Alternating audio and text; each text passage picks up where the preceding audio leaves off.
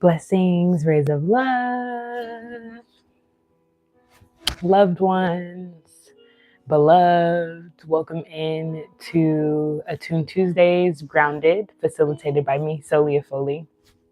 I'm a licensed clinical social worker. I practice in the states of Texas and Iowa. Prayerfully, I'll be licensed in some other states too, but I wanted to be intentional in this season about bringing emotional wellness to you, making it more accessible, making it something that is consistent, and making it something that can also manifest in the physical very, very soon. So I started the Healing Bus community on School. If you'd like to join my emotional wellness community, in the description on this video, there is a link so that you can join my school. The standard fee, the first level fee, is $18 a month. And with that $18 a month, you get access to so much stuff. You're getting access to motivational posts, daily prompts that are asking you to engage in your emotional and mental wellness, weekly lessons that will be turned into courses. So essentially each week you get a lesson that provokes self-care, self-reflection, some kind of practice for you to do that makes you look at your own wellness routines, socially, emotionally, and mentally. And then those get turned into the courses. There's a live Q&A every single month called Ask a Therapist. That is when you have the opportunity to come online, and it will be on Zoom, but you get to come online and you get to ask me the questions that you have regarding your mental wellness, mental emotional wellness, in addition to maybe loved ones that you're connected to. So this is the first Attune Tuesday that we've had since my school community has been started. That's why this live is public. But in the future, you have to be a member of the school community in order to access this content. I'm thinking about uploading this content or making this content public a couple of weeks after the original air date. And so if this is something that you enjoy today, I encourage you to come back. So it's Tuesday big morning. We're going to go ahead and get started. We're going to first start by doing some breathing to get us grounded. So I know that you're probably at work. Maybe you're on your job already, right? And so you can't do too many things. And that's why I am teaching sitting. Typically, I teach sitting, standing up. But I wanted to be intentional about making these exercises this season very practical for you. Sustainability and emotional wellness is something that I really, really want to see for the communities that I'm a part of, the communities that I'm creating. And so that's why I'm seated. And I hope that you can use this at your desk today, right? That's the goal, is for you to use this at your desk. Again, my name is Soulliaa, licensed clinical social worker, and this is Grounded. Join my school community to get more access to more emotional wellness content. Okay, so we're going to breathe in through our nose and out through our mouth. Anytime I ask you to breathe, this is how I want you to do it. So inhale, exhale, inhale, exhale, inhale, exhale. We're going to add emotion on our inhale. We're going to squeeze our hands very tight. Inhale and then exhale.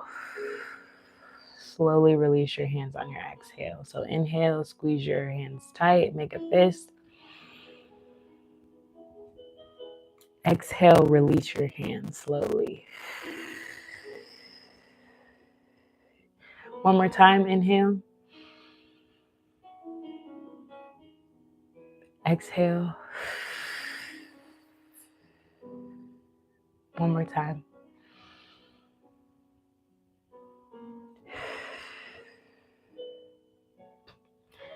Now you're going to continue to do the same grounding practice.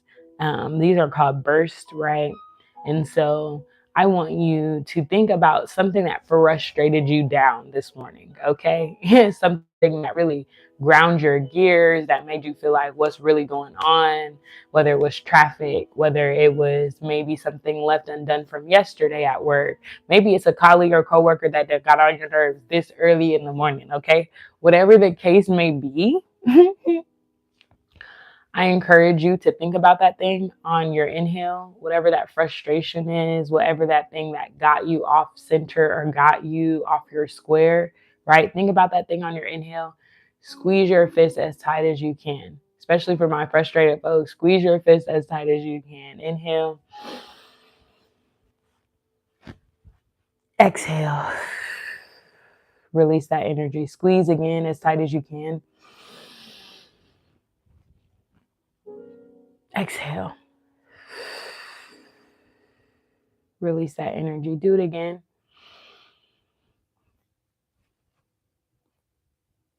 Release, exhale.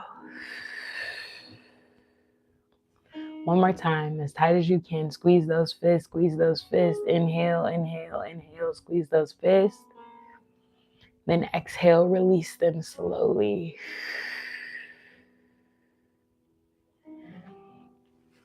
This grounding practice, self-regulation practice is really, really good. Like I kept speaking to those that are frustrated about something, those that are overwhelmed by something, those that are frightened by something. This is a good grounding practice that gives you kind of a tactile sensation to go along with your breathing. So it's not just breath work, but it's also this sensation in your hands. I am a big practitioner of somatic experiencing when doing emotional wellness work.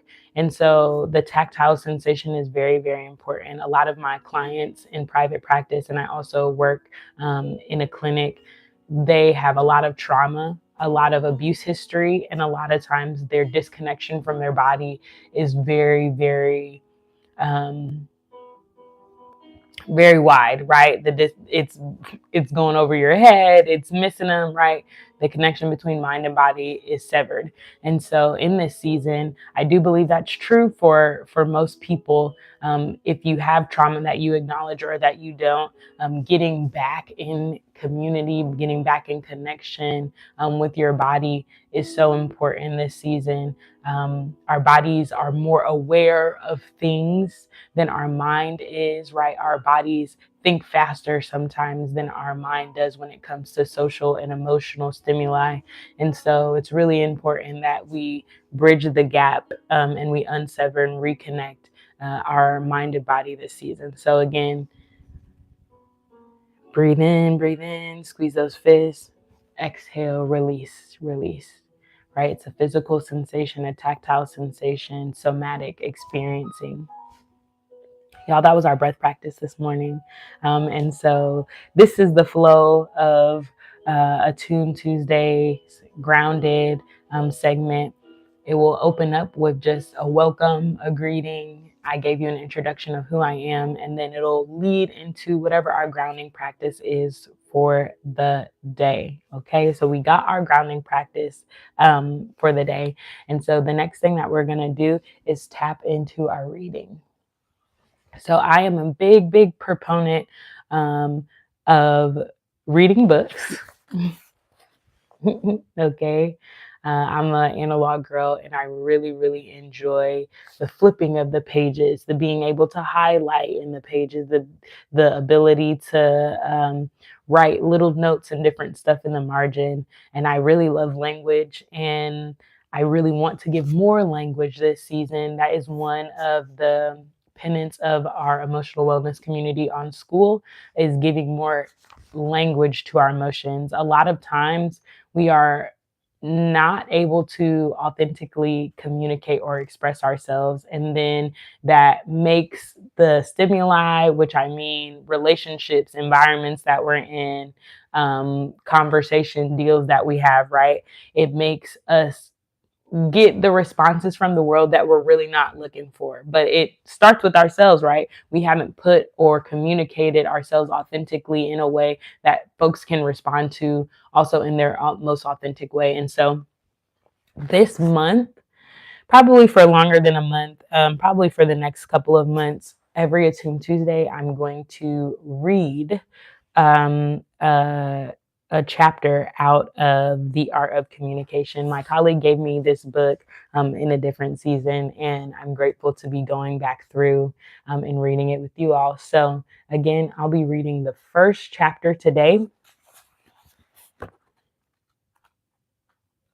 and it's called Essential Food. When I have my breakfast, I press juice once a week, so this is a protein pressed juice smoothie.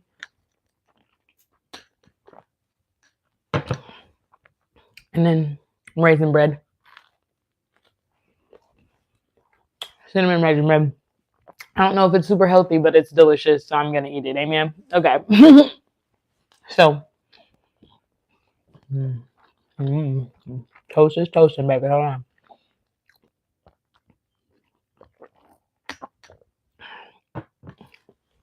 I hope you have filled yourself with some nourishment today. It's so crazy that I have breakfast prepared, and I really did not plan it like this, but I'm grateful it works out like this. God knows everything.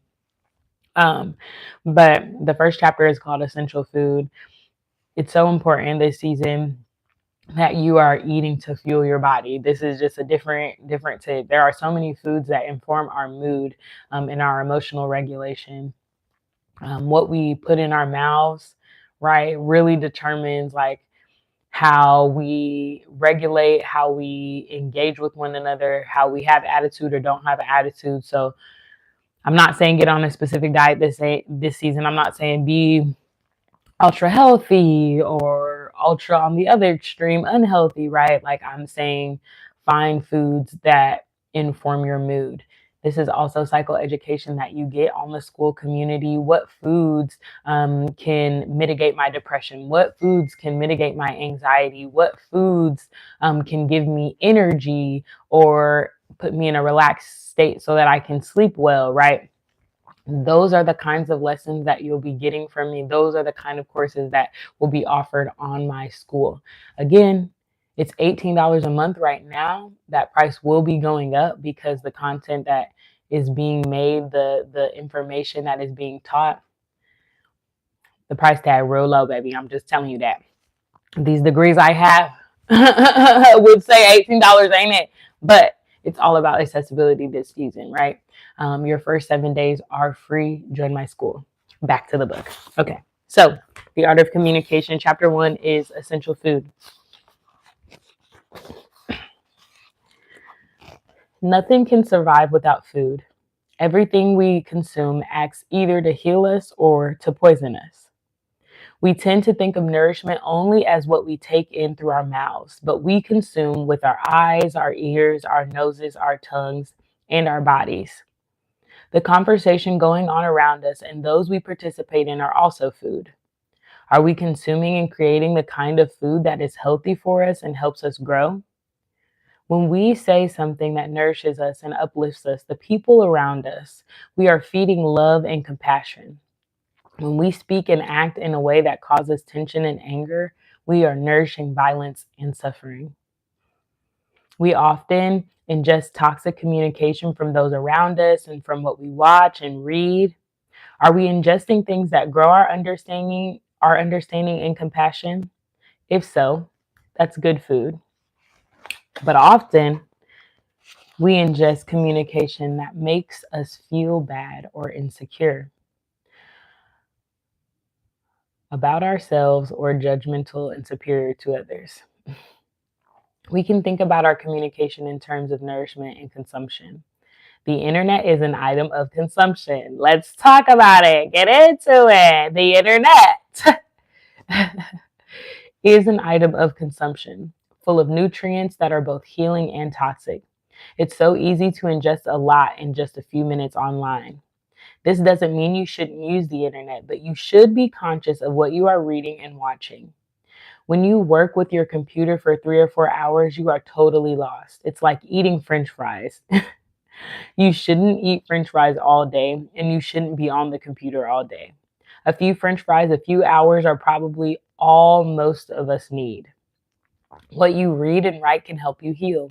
So be thoughtful about what you consume.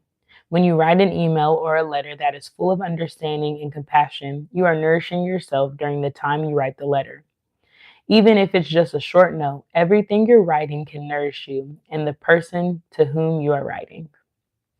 I want to pause and give opportunity, and I'm going to see if I can join the stream right here on my computer, my handy dandy computer, to see if you all have any comments that are coming in the chat. So if you give me 1 second.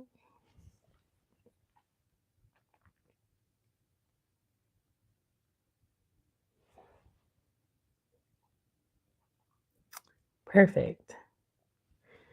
Good morning, Carolyn. So grateful that you're here. I'm hopeful that you will join me on school, right? I keep talking about it, and I hope that it's something that you'd be interested in participating in after this. So, food for thought, right? Everything that we have or that we do is a form of communication, right? We're not just consuming food like I'm consuming now, right? But we're also consuming content. We're consuming words. We're consuming stimuli, is what I like to call it, all around us. And so the question that I have in regards to that is, what have you been consuming? What have your ears taken in? What have your eyes taken in this season? And are those things filling you up? Or are those things making you feel like a little kid on Halloween that has eaten too much candy and their bellies hurt and now they're sick for school in the morning and there are people trying to figure out what the sitter plans are, okay?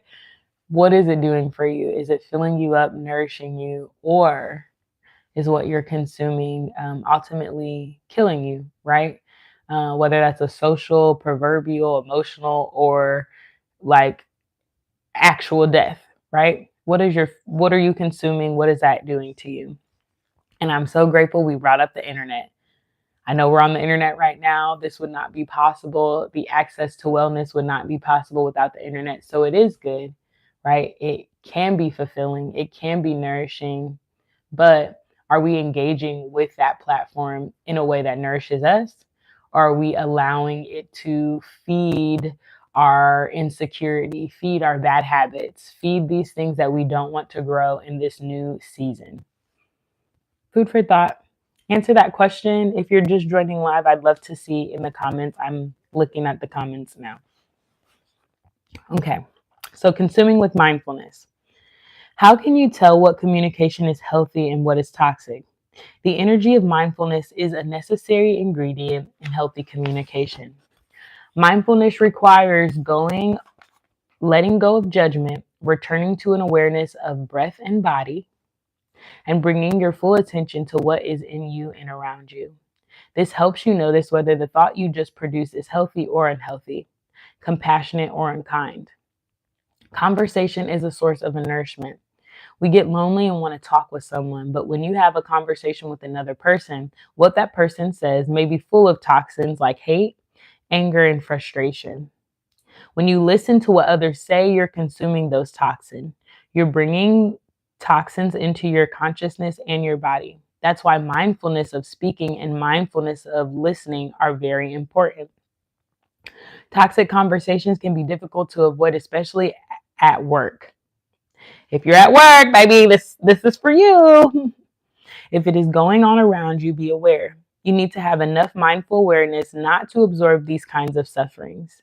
You have to protect yourself with the energy of compassion so that when you listen, instead of consuming toxin, you're actively producing more compassion in yourself.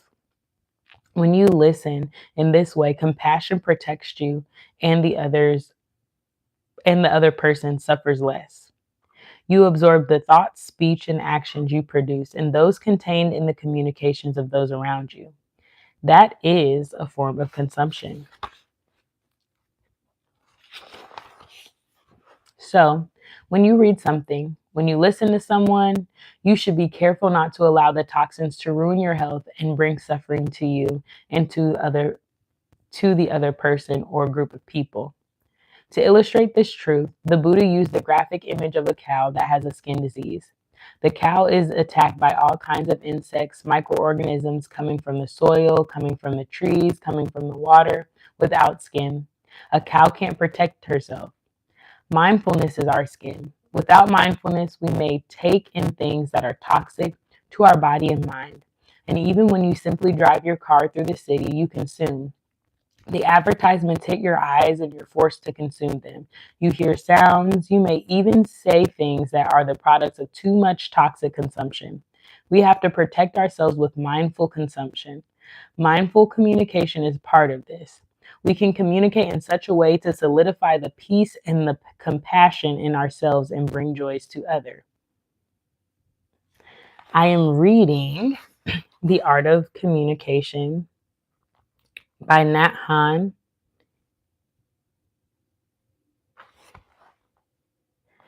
I need to do a search on how to pronounce the author's name more correctly because I don't believe I'm saying it correctly, but it's called The Art of Communication.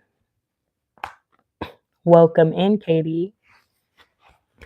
And so I am not a Buddhist in spiritual practice. I am a believer in Jesus the Christ, and I know that everyone won't affirm my faith, and I don't necessarily need you to. That's not for me to determine. But there is a lot of alignment in Buddhist teachings and the teachings of Jesus as well. And one of the things that scripture teaches me is that we should be addressing folks in psalms and hymns. And so similarly to what the author was speaking to, what we choose to communicate, can either build or destroy, right? It can either make us less compassionate or cause further suffering. And so my challenge to you is for you to just think about what type of communication are you putting into your atmosphere, whether it's at work, whether it's in your home, whatever the case may be, community group, whatever the case may be. Are you addressing people in psalms and hymns or not in toxic, more compassionate ways? Or are you fueling suffering through communicating toxicity, through anger, through frustration, maybe through misunderstanding? Relationships don't survive without the right food. Many of us suffer because of difficult communication. We feel misunderstood, especially by those we love in a relationship. We are nourishment for each other. So we have to select the kind of food we offer the other person, the kind of food that can help our relationships thrive. Everything, including love, hate, and suffering, needs food to continue. If suffering continues, it's because we keep feeding our suffering. Every time we speak without mindful awareness, we are feeding our suffering. With mindful awareness, we can look into the nature of our suffering and find out what kind of food we have been supplying to keep it alive. When we find the source of nourishment for our suffering, we can cut off what supply our suffering will fade. Let me read that again. When we find the source of nourishment for our suffering, right, we can cut off that supply and our suffering will fade. Getting to the root. We always say in my spiritual community, you need to curse the root and the fruit that it bears, right? You can't just address the fruit or the superficial kind of symptoms of toxicity, but you have to address the root of toxicity if we ever want our suffering or whatever that issue is to end. Often a romantic relationship begins beautifully, but then because we don't know how to nourish our love, the relationship begins to die. Communication can bring it back to life. Every thought you produce in your head, in your heart, in China, they say in your belly, feeds that relationship. Okay, we believe that too, baby. The key to my heart is in my stomach. When you produce a thought that carries suspicion, anger, fear, irritation, that thought is not nourishing to you or to the other person. If the relationship has become difficult, it's because we've nourished our judgment and our anger, and we haven't nourished our compassion. One day in Plum Village, the French retreat center where I live, I gave a talk about how we needed to nourish our loved ones by practicing loving communication. I spoke about our relationships as flowers that need watering with love and communication to grow. There was a woman sitting near the front who was crying the whole time. After the talk, I went to her husband and I said, "My dear friend, your flower needs some watering." Her husband had been at the talk and knew about loving speech, but sometimes we all need a friend to remind us. So after lunch, the man took his wife for a drive in the country. They just had an hour or so, but he focused on watering the good seeds the whole drive. When they came back, she seemed completely transformed, very happy and joyful. Their children were very surprised because in the morning, when their parents had left, they'd been sad and irritable. So, in just an hour, you can transform another person and yourself just with the practice of watering the good seeds. This is applied mindfulness in action. It's not theoretical. Nourishing and healing communication is the food of our relationships. Sometimes one cruel utterance can make the other person suffer for many years, and we will suffer for many years too. In a state of anger or fear, we may say something that can be poisonous and destructive. If we swallow poison, it can stay within us for a long time, slowly killing our relationship. We may not even know what we said or did that started the poison.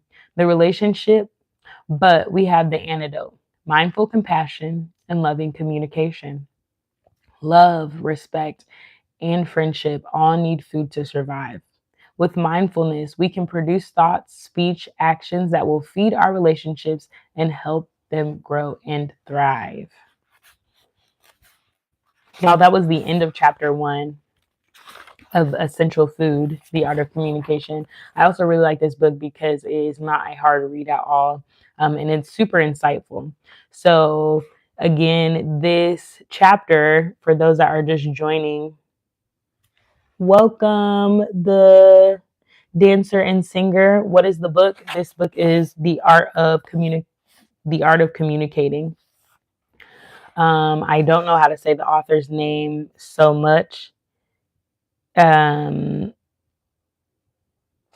I believe it's Nat Han is his like middle and last name, but best-selling author of Peace in Every Step as well. So if you've heard of that, same author. And then The Art of Communicating is the name of the book. We'll be reading this every Attuned Tuesday. In this grounded segment, Attune Tuesday is a weekly offering that I do on my school community. Check the link in the description if you'd like to join. Subscribe to the channel if you just want more updates on things that I am putting out this season.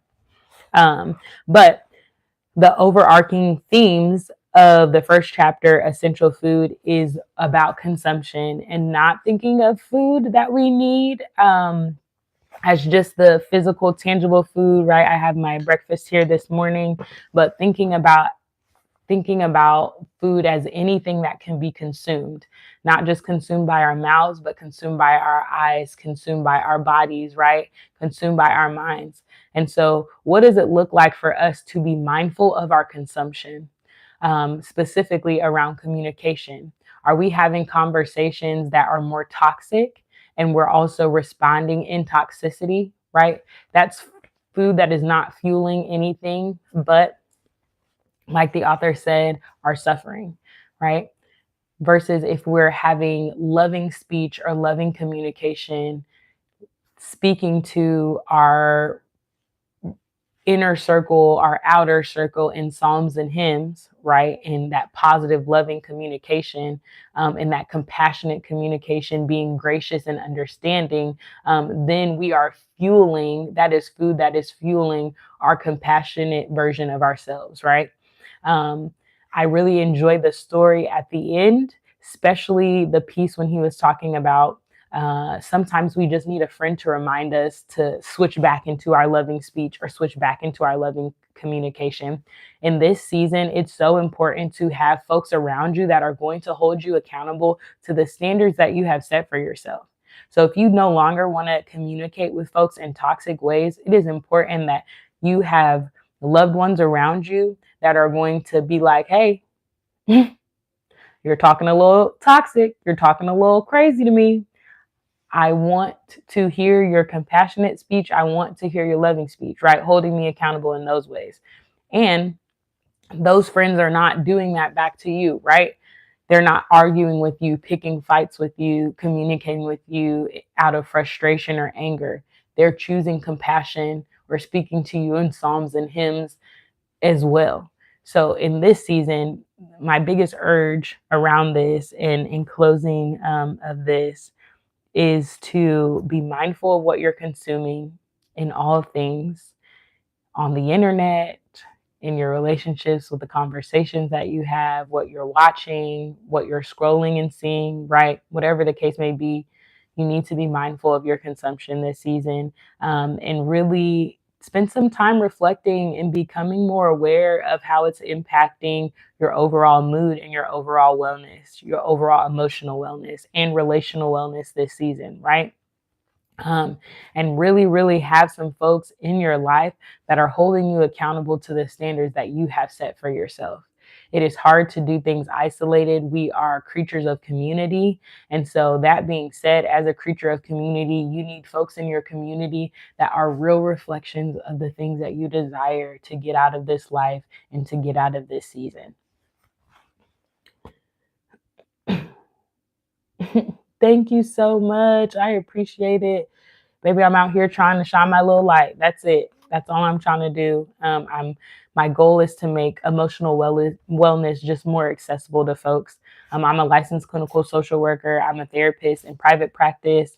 And I also work in a hospital with some high acuity cases as well. And so I know how much we are hurting, not just from a physical standpoint, but from an emotional, mental standpoint. The rise in suicide, in self harm, in trauma is just out of this world. The cases that I see, the clients that I have, are really, really in need of emotional wellness. And I know if they're coming to me and kind of what they're experiencing has gotten to this, the little extreme side of the spectrum or of the continuum, then a lot more folks probably are suffering in these same ways, silently or without the resource to come to a therapist every week or whatever the case may be. And so the goal of all of the things that I'm producing and teaching this season is to really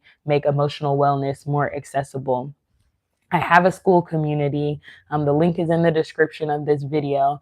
And every week, you're getting just a host of wellness, emotional wellness content and prompts, gratitude prompts, weekly lessons, going live once a month to do a Q&A, ask a therapist, right? So if this is something that you've enjoyed, and you believe that you need access to something like this, join my school community. It is $18 a month, but your first 7 days are free. And I guarantee if you start doing that work more intentionally and intensely with me, you'll see some things shift in your relationship this season, in your relationship, socially, emotionally, your relationship with yourself, right? We were just talking about compassion, and really it's leaning a little bit to the self-compassion, which is a topic we're going to be talking about in our emotional wellness community very soon on school. So this is a good read. This is chapter 1. Next Tuesday, we'll be in chapter 2. If you weren't here at the beginning of the stream, we do guided grounding at the beginning. And then I've been talking throughout, providing some psychoeducation and some motivation for you and words of encouragement. And so this really is bringing us to the end of our stream. I'm trying to be intentional about making it only 30 minutes. So it's something that you feel like you can tap into and watch in one sitting, at your desk, in the car, on the go, or even at home. So that being said, again, I am Soulliaa Foley. I am a licensed clinical social worker in Texas and in Iowa, and prayerfully some more states soon. I really, really believe that wholeness isn't for heaven, right? It's for right now. And we have access to everything that we need in order to gain that wholeness and that healing. It's just about our commitment to just the practices of wholeness. Like, what does our routines of emotional wellness actually look like? And self-care has become such a taboo phrase that we say. But what does it really look like for me to love myself fully? And how does that inform the way that I show up, and show up in the environments that I'm in or in the relationships that I hold this season? So this was a great grounded segment on Attuned Tuesday. Again, check the link in my bio to join my school if it's something that you're interested in doing. I'm going to close in prayer and then I'm going to let y'all go. Lord, thank you so much for this opportunity to just be on live and share the wisdom that you have given me through education, through work experience, through personal experience, Lord. I'm asking this season, Lord, that you allow us to have compassion for ourselves, allow us to forgive ourselves and forgive others this season for the ways that we all fall short or for the things that we leave undone. Allow us to not be frustrated in our communication with one another, but really uplift each other with the words of our mouth, Lord. Your word teaches us that power of life and death is in our tongue, Lord. Allow us to speak life, Father God, to ourselves and to others this season. I love you, and I'm just so grateful for this opportunity to share what you have given me. I ask that you keep everybody that's watching this live, guide them throughout this week and throughout this day, Lord. Keep those that will watch this at a later time, Lord. I know that you're omnipresent, and I just ask that you fill up their space, Lord. You allow them to see the goodness that you are in each and every moment and every day. I love you and I bless your name. It's in Jesus the Christ's name I pray. I believe, I ask all things. Amen. Praise God. I will see you guys very, very soon. I hope you enjoyed Grounded with me, Soulliaa Foley. And I hope I'll see you on school very soon.